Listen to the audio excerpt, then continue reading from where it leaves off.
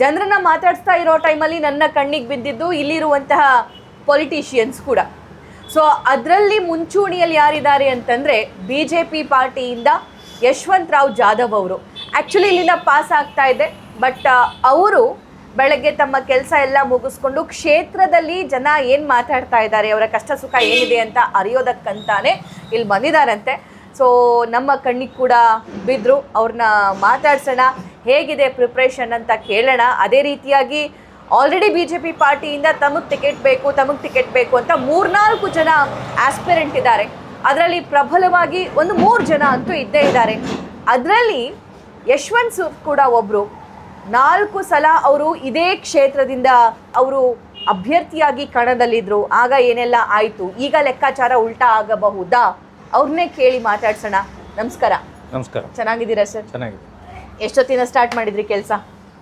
ಅಮ್ಮ, ನಾವು ದಿನ ಬೆಳಗ್ಗೆ 8 ಗಂಟೆಯಿಂದನೇ ಪ್ರಾರಂಭ. ನಮ್ಮ ಮನೆಗೆ ಇಲ್ಲೇ ಭಾಳ ಹತ್ತಿರ ಇದೆ, ನಮ್ಮ ಇದೇ ಕಾನ್ಸ್ಟಿಟ್ಯೂನ್ಸಿ ಒಳಗೆ ನಮ್ಮ ಮನೆ ಇರೋದು.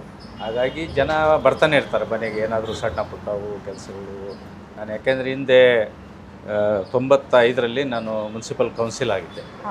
ಅದಾದಮೇಲೆ 98ರಲ್ಲಿ ಮುನ್ಸಿಪಲ್ ಪ್ರೆಸಿಡೆಂಟ್ ಆದೆ. ಹಾಗಾಗಿ ಜನಗಳ ಸಂಪರ್ಕ ಅವತ್ತಿಂದ ನಿರಂತರವಾಗಿದೆ.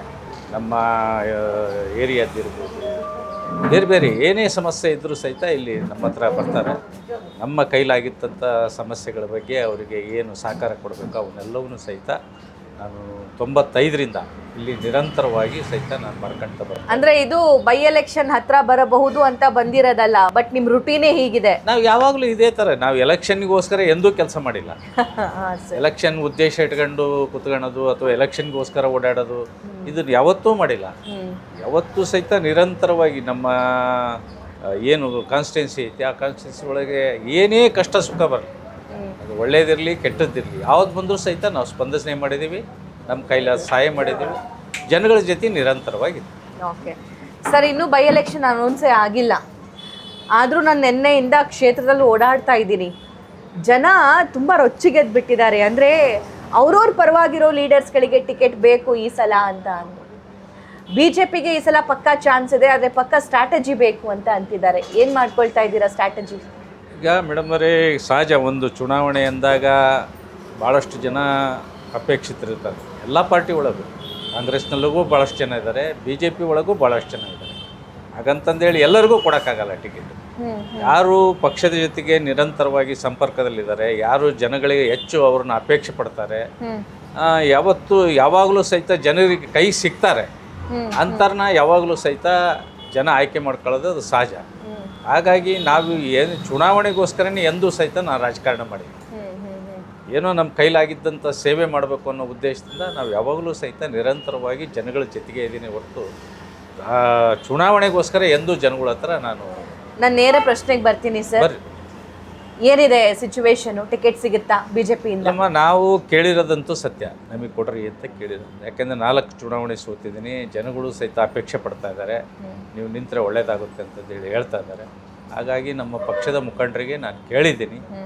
ಪಕ್ಷದ ಮುಖಂಡರು ಸಹಿತ ನೋಡೋಣ, ಪಕ್ಷದ ತೀರ್ಮಾನ, ರಾಷ್ಟ್ರೀಯ ನಾಯಕರು ರಾಜ್ಯ ನಾಯಕರ ತೀರ್ಮಾನ, ಅವ್ರ ತೀರ್ಮಾನ ಏನು ತೊಗೊಳ್ತಾರೆ ಅದಕ್ಕೆ ಬದ್ಧವಾಗಿ, ಅದಕ್ಕೆ ನಾವು 100% ಬದ್ಧವಾಗಿ 100% ಬದ್ಧವಾಗಿ. ಅದರಲ್ಲಿ ಏನು ಎರಡೂ ಮಾತಿಲ್ಲ. ಯಾಕೆಂದರೆ ತುಂಬ ಕಾಂಪಿಟೇಷನ್ ಇದೆ ಆ್ಯಕ್ಚುಲಿ BJP ಪಾರ್ಟಿಯಲ್ಲೂ ಅಷ್ಟೇ, ಕಾಂಗ್ರೆಸ್ ಪಾರ್ಟಿಲೂ ಅಷ್ಟೇ.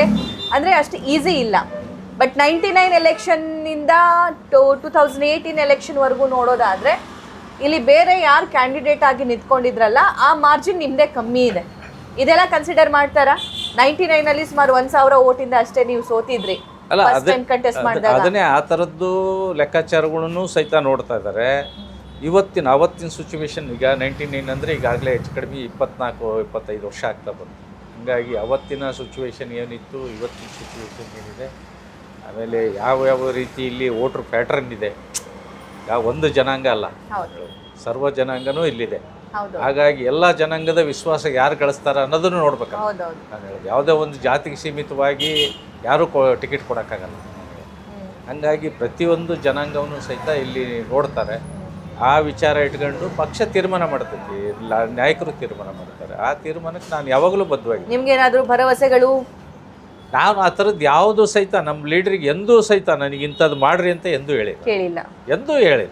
ನಾನು 4 ಚುನಾವಣೆಗೂ ಸಹಿತ ನನಗೆ ಟಿಕೆಟ್ ಕೊಡ್ರಿ ಅಂತ ಯಾವತ್ತೂ ಹೋಗಿಲ್ಲ.